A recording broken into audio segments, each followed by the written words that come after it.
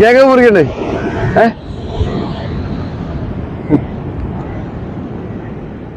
നിന്റെ ബർത്ത്ഡേ അല്ലടാ? ബർത്ത്ഡേ ആണ്. 12 വർഷമായി ഞങ്ങളുടെ കൈ കിട്ടിയിട്ട്.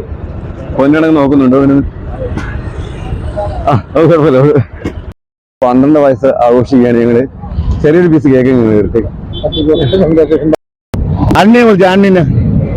അന്നെ വിളിക്കാണ്ട് നമ്മുടെ മൂത്ത മോനാണ്.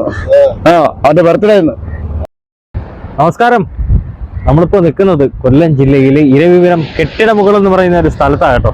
നമ്മൾ പലപ്പോഴും ഈ മൃഗസ്നേഹത്തെ കുറിച്ചൊക്കെ ഒരുപാട് കേട്ടിട്ടുണ്ട്. ചിലരൊക്കെ ഈ തെരുവ് നായ്ക്കൊക്കെ ഭക്ഷണം കൊടുക്കുന്നതും ഒക്കെ നമ്മൾ കണ്ടിട്ടുണ്ട്. എന്നാൽ ഇവിടെ അതിൽ നിന്നൊക്കെ വളരെ വ്യത്യസ്തമായ ഒരു വാർത്തയാണ് ഇന്ന് ഞാൻ പ്രേക്ഷകരുടെ മുമ്പിലേക്ക് എത്തിക്കുന്നത്. ഈ കെട്ടിടമുകൾ എന്ന് പറയുന്ന ഈ സ്ഥലത്തിന് ഒരു കാവൽക്കാരനുണ്ട്. ഒരാളല്ല, ഒരു 3-4 പേരുണ്ട്. അതിൽ പ്രധാനിയായ ഒരാളാണ് തോമസ് എന്ന് പറയുന്ന ഒരാള്. ആ തോമസിന് ഇന്ന് ബർത്ത്ഡേ ആണ്. 12 വയസ്സുകാരനാട്ടോ തോമസ്. ഇതൊക്കെ പറയുമ്പോഴും തോമസ് ആരാണെന്ന് ഞാൻ പറഞ്ഞിട്ടില്ലല്ലോ. തോമസിന്റെ ഇതാണ്ട് ഫ്ലെക്സ് ഇതേ ഇവിടെ പോയിട്ട് കണ്ടില്ലേ?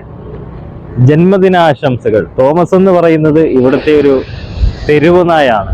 ഈ പ്രദേശത്ത് കുഞ്ഞിലെ മുതൽ എത്തിച്ചേർന്ന തെരുവ് നായാണ് ഈ തോമസ് എന്ന് പറയുന്നത്. അപ്പൊ ആ തോമസിന്റെ ബർത്ത്ഡേ ഇന്നിവിടെ ഇവിടുത്തെ ജനങ്ങൾ ആഘോഷിക്കുകയാണ്. ചുമ്മാതങ്ങ് ആഘോഷിക്കുകയല്ല, ഏകദേശം 10-100ഓളം ബിരിയാണി ആളുകൾക്ക് കൊടുത്തുകൊണ്ട്, അതുപോലെ വലിയൊരു കേക്കൊക്കെ കട്ടിങ്ങും ഒക്കെ ഉണ്ട്. എല്ലാവിധ ആഘോഷങ്ങളുമായിട്ടാണ് ഈ ഒരു തോമസിന്റെ ബർത്ത്ഡേ ഇവിടെ ആഘോഷിക്കുന്നത്. ഈ പ്രദേശത്ത് തോമസ് മാത്രമല്ല, അങ്ങനെ കുറച്ച് ആളുകളുണ്ട് കേട്ടോ. തോമസിന്റെ ഈ കൂട്ടുകാരായിട്ടുള്ള കുറച്ച് തെരുവ് നായ്ക്കളും ഒക്കെ ഉണ്ട്. അവർക്കൊക്കെ മനോഹരമായ പേരൊക്കെ ഉണ്ട്. അങ്ങനെ ഒരുപാട് ആളുകളുള്ള ഒരു സ്ഥലമാണ്. ഏതായാലും നമുക്ക് ഈ തോമസിന്റെ ബർത്ത്ഡേ ആഘോഷത്തിന്റെ ആ ദൃശ്യങ്ങളൊക്കെ ഒന്ന് കണ്ടിട്ട് വരാം. ഇന്നിവിടെ 12ാം ജന്മദിനം ആഘോഷിക്കുന്ന നമ്മുടെ തോമസിന് എല്ലാവിധ ആശംസകളും ഈ ഡിവിഷൻ കൗൺസിലർ എന്ന പേരിൽ എൻ്റെ ഹൃദയം നിറഞ്ഞ ജന്മദിനാശംസകൾ നേർന്നുകൊള്ളുന്നു. ഞാൻ വളരെ യാദൃശ്യമായിട്ടാണ് ഇവിടെ എത്തിപ്പെട്ടത്.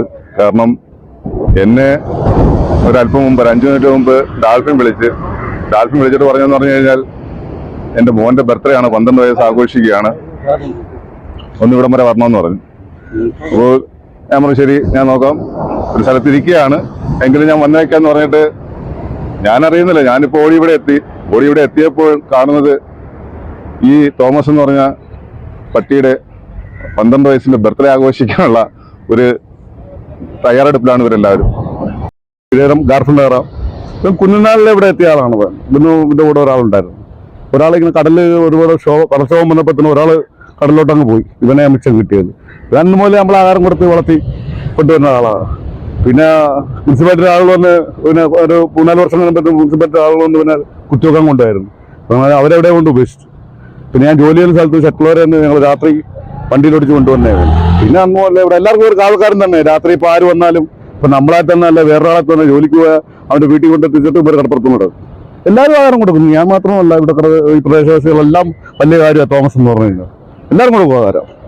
ഒരു നേരത്തെ ആരെങ്കിലും വിഷം തന്നെ അവൻ ആരും കൂടെ എല്ലാ വീട്ടിലും കയറും, എല്ലാ വീട്ടിലും കമ്പോട്ടിയും പോകും, ഒരു ശല്യമില്ല. എന്തോ ജീവിതത്തിൽ ഒരു ആഗ്രഹമായിരുന്നു അത്. അവന്റെ ഇവരെല്ലാം 5 പേരുണ്ടായിരിക്കും മൊത്തം കൂടെ. 5 മക്കളെ ഈ മക്കൾ കിടക്കുന്നത്, ആണും പെണ്ണായിട്ട് 5 എണ്ണം കിടപ്പുണ്ട്. അവരുടെ കുഞ്ഞുങ്ങളൊക്കെ ഉണ്ടായിരുന്നു. നമ്മൾ എവിടെയെങ്കിലും കാര്യങ്ങൾ ചോദിക്കുമ്പോൾ എടുത്ത് കൊടുക്കും, ഇതൊക്കെ ചെയ്യുമായിരുന്നു. മിച്ചം കിട്ടിയൊരു കുഞ്ഞാ വീട്ടിൽ കിടക്കുന്നത്. മുത്തപ്പനാ പേരിട്ടിരിക്കുന്നത്. ഇതിപ്പോ ഒരു 6 മണിയാകുമ്പോൾ കേക്ക് മുറിക്കുക, പിന്നെ മിഠായി കൊടുക്കും, കേക്ക് മുറിച്ച് എല്ലാം കേക്ക് വിതരണം ചെയ്യുക. എല്ലാ കൂട്ടുകാരെയും വിളിച്ചിട്ടുണ്ട്, ഇഷ്ടംപോലെ കൂട്ടുകാരുണ്ട്.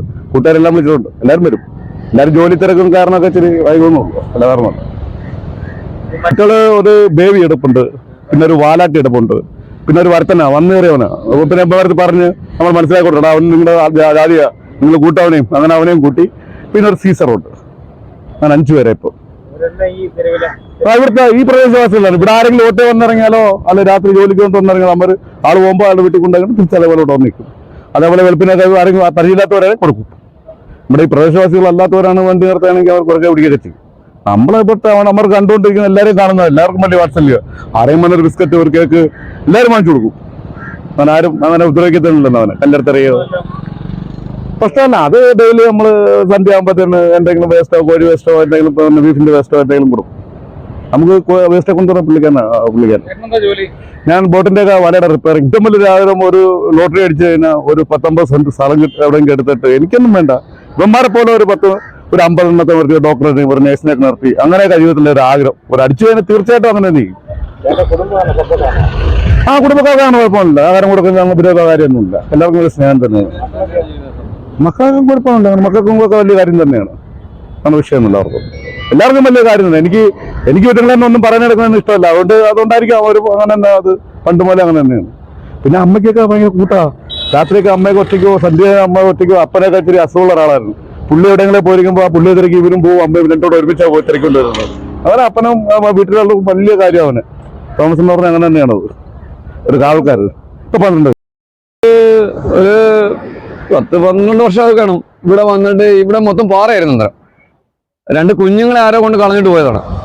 കളഞ്ഞിട്ട് പോയ സമയത്ത് ഒരു കുഞ്ഞ് പാറയ്ക്കകത്ത് കടൽ കയറി എന്ന സമയത്ത് ഒരു കുഞ്ഞ് പാറയ്ക്കകത്ത് അകപ്പെട്ട് പോയി.